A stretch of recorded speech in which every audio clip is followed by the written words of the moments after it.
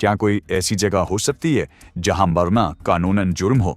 सुनकर लगता है जैसे किसी साइंस फिक्शन फिल्म की कहानी हो, लेकिन नहीं, ये बिल्कुल हकीकत है। आइए देखते हैं कि इस अजीबोगरीब कानून के पीछे आखिर क्या मंतिक छुपी है। हम ऑस्लो से 2200 किलोमीटर दूर नॉर्थ पोल के बिल्कुल करीब वाक़ सॉलबर्ड की बात कर रहे हैं। यहाँ अक्टूबर से फरवरी तक सूरज निकलता ही नहीं और इसी सख्त तरीन ज्योग्राफी में एक बड़ा राज छुपा है। बर्फ के अंदर छुपी एक ऐसी जगह जिसे डोम्सडे वार्ड या क़यामत का लॉकर कहा जाता है। खुदा न खास्ता अगर कभी दुनिया में एटमी जंग छिड़ जाए या कोई बड़ी आलमी तबाही आ जाए तो यहाँ दुनिया भर के पौधों के बीज महफूज किए गए हैं। एक तरह से ये इंसानियत के लिए हातमी बैकअप प्लान की तरह काम करता है। और अब आते हैं इस सवाल पर कि वहां मरना गैर कानूनी क्यों है। असल में शदीद सर्दी की वजह से जमीन मुस्तकिल जमी रहती है, जिसे परमाफ्रॉस्ट कहते हैं।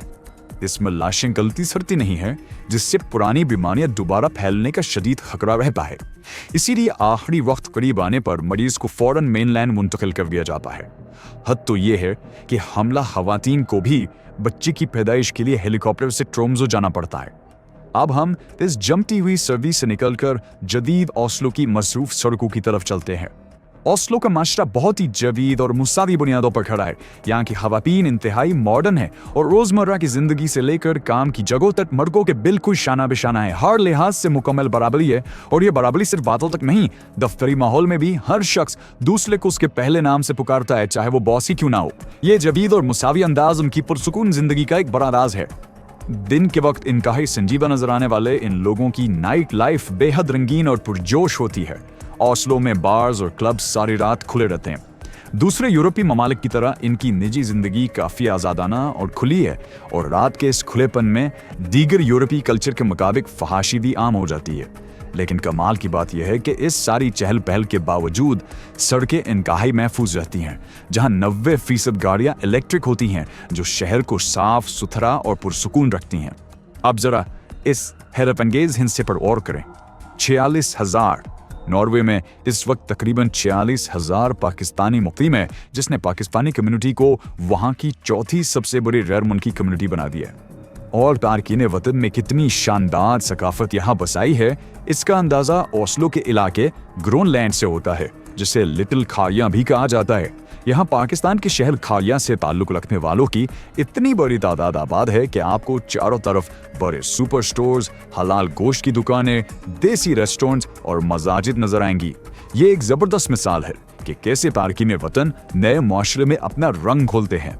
यहाँ मजहबी तनव्वो यानी डाइवर्सिटी भी कमाल की है। आबाद शुमार के मुताबिक 68% प्रोटेस्टेंट आबादी के बाद तकरीबन 33% के साथ मुसलमान यहाँ का दूसरा बड़ा हिस्सा हैं, जबकि 3% बुद्ध मत के मानने वाले हैं। ये तमाम लोग इस माशरे में बेहतरीन अंदाज में घुल मिल कर रह रहे हैं। इससे बचना। अब आते हैं इस हैरानकुन बात की तरफ कि सिर्फ 55 लाख की आबादी वाला ये मुल्क आखिर दुनिया के अमीर तरीन ममालिक में कैसे शामिल हो गया, जहां हर चौथा शख्स करोड़पति है। इनका माशी मॉडल वाकई एक मास्टर क्लास है। जब नॉर्वे में तेल के बड़े ज़खायर मिले तो उन्होंने सिर्फ तेल पर इन्हिसार करने की गलती नहीं की, उन्होंने अपने सी फूड इंडस्ट्री को मुकम्मल तहफ़्फ़ुज़ दिया और आज दुनिया की 21% मछली यहाँ से बरामद होती है। इसके अलावा भारी टैक्सों से आने वाले पैसे को उन्होंने बराह रास्त शहरियों की फलाह व बहबूद पर लगाया। मुकामी इंडस्ट्री को तबाह होने से बचाना ही इनकी असल कामयाबी है। लेकिन सबसे कमाल बात यह है कि इतनी बेपनाह दौलत के बावजूद ये लोग दिखावा क्यों नहीं करते। इसकी वजह उनका एक सकाफती उसूल है, जिसे जेंटे लोवन कहते हैं। इसका सीधा सा मतलब है कि खुद को दूसरों से बेहतर ना समझें और बगैर किसी दिखावे के सादा जिंदगी गुजारें। इसीलिए करोड़पति अफराद का यह मुल्क आजिज़ी और सादगी से भरा हुआ है। आइए अब तेजी से नॉर्वे के इन खूबसूरत और हैरतअंगेज मकामात का एक राउंड लगाते हैं। मशहूर शहरों को देखें तो ओस्लो अपनी जदीदियत और अजायब घरों के लिए जाना जाता है। ट्रोम्सो नॉर्दर्न लाइट्स यानी आसमान पर रक्स करती रोशनियों के लिए मशहूर है।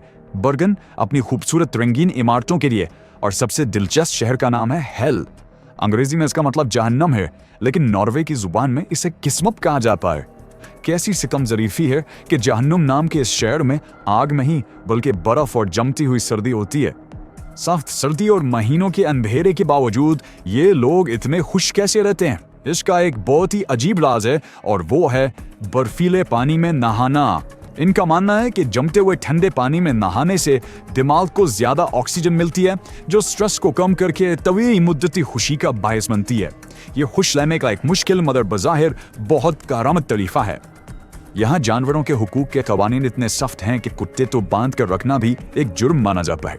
दूसरी तरफ अगर सियासत की बात करें तो नॉर्वे में हाल ही में 1967 की सरहदों और 2 रियासती हल की बुनियाद पर फलस्तीन को तस्लीम किया है। जराए बताते हैं कि ये दरअसल पूरे यूरोप में मुसलमानों और गैर मुस्लिमों दोनों की जानिब से होने वाले उन बड़े मुजाहिरों का नतीजा है, जिसके जरिए वो अपना एक पुरअमन और गैर जानिबदार रियासत का तशख़्ख़ुस बरकरार रखना चाहते हैं। एक तरफ आम इंसानी फौजी ओहदे हैं और दूसरी तरफ है ब्रिगेडियर सर नेल्स ओलाओ, जो कि एक पेंगुइन है। जी हाँ, नॉर्वे के किंग्स गार्ड में बाकायदा एक पेंगुइन को आला फौजी ओहदा दिया गया है। ये उनकी रिवायात की एक इंतहाई दिलचस्प और मज़ाहिया मिसाल है। आइए अब इन सब बातों को समेटते हैं जो नॉर्वे को एक मिसाली रियासत बनाती हैं। $593 बिलियन की खतीर GDP है, लेकिन यूनिवर्सिटी की फीस महज $72 के करीब है। 99% लोग पढ़े लिखे हैं। आज तक पड़ोसियों से कोई सरहदी जंग नहीं लड़ी गई और जराइम की शरह तकरीबन 0% है। ये वाकई किसी यूटोपिया से कम नहीं।